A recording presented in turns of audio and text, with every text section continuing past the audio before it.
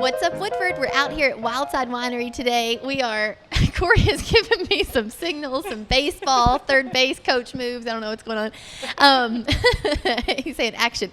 Anyway, we are here at Wildside Winery with Elisha Holt again this month in March so that we can wrap up the month with actually telling you guys from the expert how to do a proper tasting. Cory and I have been struggling for months now, Elisha. You've got to help us.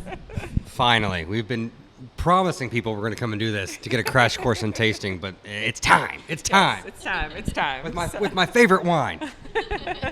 That's right. Elisha graced him with the BBR, Cory's favorite wine. We all know that's his fave. Okay, Elisha, we're here. We've got our glasses of wine poured. What's the first thing that we do? Well, the first thing that I would recommend you do is that you take one of these lovely oyster crackers that I've put in this container in front of you. So that you can cleanse your palate of anything that might have been there already. Maybe you were chewing gum. Maybe you were eating a Lifesaver. Maybe you had onions with your burger at lunch. So either way, you want to come in. You want to start with your cracker. It's burger time. That could have happened. It is burger week, right?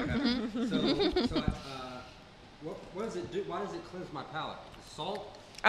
It just neutralizes anything that's there. So yeah, and that's really what you want to do. So. Right. It really just makes you thirsty, I think. It helps. It helps. It's not going to hurt anything, I assure you. So now that you have a really dry mouth because you just ate a cracker. No, so what you want to do is you want to take your glass of wine. Of course, normally you would have about 8 pours in front of you if you were doing a proper tasting at the winery. But you're going to take your first option. You want to swirl it around your glass. You guys were doing this. You were doing a good job, I thought. Okay, so you were okay. swirling it. And then you want to stick your nose inside the rim of the glass. Sorry, why do you swirl it? Because that's going to... Can you hear me? Sorry, I could share my mic with you. So you want to swirl it to really open up those notes of the wine that's in there. You see it's been in this bottle. Our goal when it's in the bottle is to keep as little oxygen in there as possible. So you see we have this nifty sort of lid here that we put on it. So you put that in. We actually have a pump that pumps all the air back out of it. So now that you have it in your glass and you want to taste it, you swirl it around. It's going to kind of aerate it a bit for you. I'm sure you guys have seen aerators. Yeah. So this is going to give you a little bit of that aeration. Okay. And then you want to put it on your lips. And don't take a glass or a gulp. Take a little sip, just enough to coat your tongue. Cory, we're all going to watch him. Such anticipation. She said, don't chug it, Cory. Just a sip. Just coat your tongue in the BBR. So bourbon, and I do it with beer too, and I think I find myself doing it with the wine, is that I open my mouth and I just inhale it through my nose so I can taste. And so is that Absolutely. the same thing with wine? Mm-hmm. Okay. Absolutely. Okay.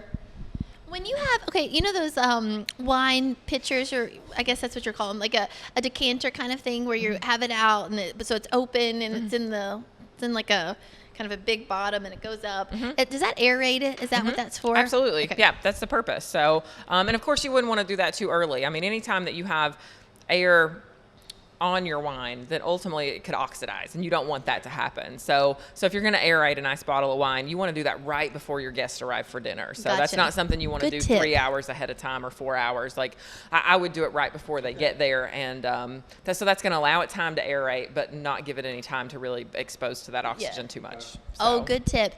And then how long after you open a bottle of wine and say, Cory and I don't know this because we usually, I think at our houses. Because corks are for quitters. Yeah, right? that's right. We don't have this problem.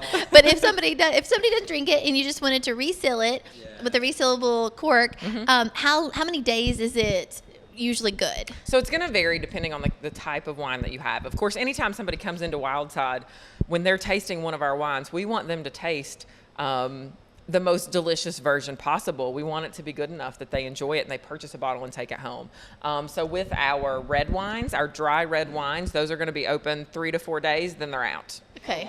Your sweet wines. So they're out. You mean like you guys just get rid of them? We get rid of them. Oh, wow. Okay. Yep. So, because again, if you've never been here and you've never tasted the BBR, if I give you 7-day-old BBR, you're going to be like, I'm going to pass. So are you hiring for that job like in the Flintstones? No. In the Flintstones where they have the sink can they have like that pig underneath the sink that eats all their disposal garbage? Can I be underneath the sink? Like, This is the Wildside Winery disposal. Yeah. That's great. That's great. Fair question, Cory. It's a fair question. I agree. But so on your dry reds, it's going to be that. On your because everything else goes into the cooler. So the dry reds are the dry reds and the ports are the only ones that stay out. Your dry whites, your sweet whites, your fruit wines, your sweet reds, and your blushes all are refrigerated. So because of being in a refrigerator, they last a little longer. Okay. So typically those you're going to go 5 or 6 days. Gotcha. Another important thing though, so let's say this bottle of BBR is open. You can see there's not very much taken out of it. So there's less oxygen in there. If you have a seal like this and you pump it, then it's going to stay good longer. Whereas if this were, let's say we got it all the way down so there's just one glass left in the bottom, and we just stick a normal cork in it, then in 3 days it might taste terrible because there's lots of oxygen. Not terrible, but you know what I mean. It's not going to give it that. Yeah. Cory would probably still drink it.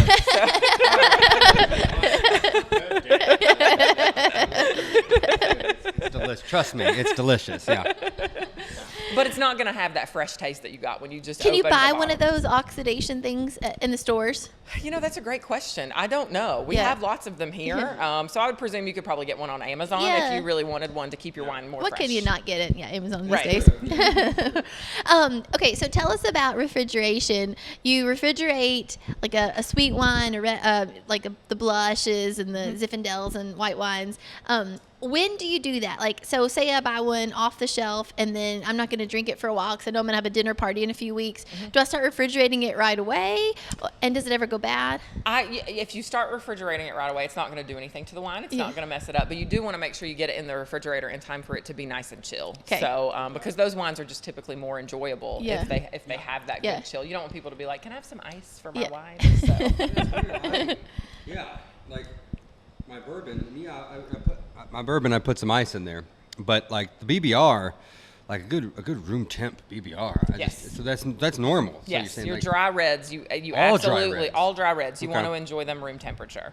Okay, rock on. One more question. So a lot of wine racks are, where the wines lay flat, like on their side, and like those wines over there on the rack, you guys can't see, but they're kind of tilted. So is that just because it's a round bottle and that's how it's easier to store, or is there a reason that wine racks are made where they're sideways? Like, is it to keep it?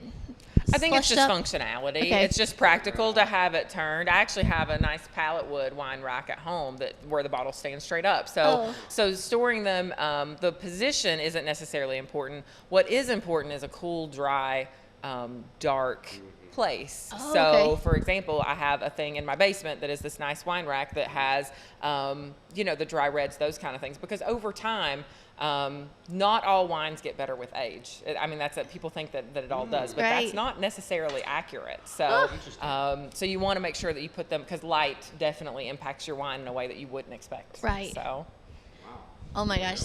You have answered so many questions of ours today. Finally. Filled with knowledge now. My brain's filled with knowledge.